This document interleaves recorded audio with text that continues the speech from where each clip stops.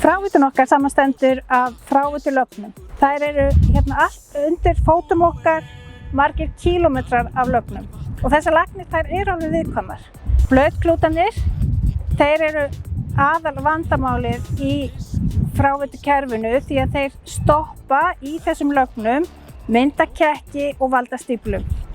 Þessar stíflur eru mjög kostnaðarsamar fyrir samfélagið.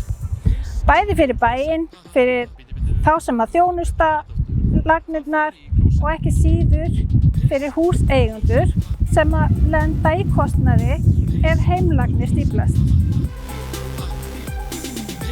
Blautklútarnar, þær væru svamlandi í pollinum ef við værum ekki að hreinsa þær frá. Það er mjög mikilvægt að kerfið sem heild virki. Því ef það stíflast á einum stað, þá getur það valdið skemmdum á öðrum stað.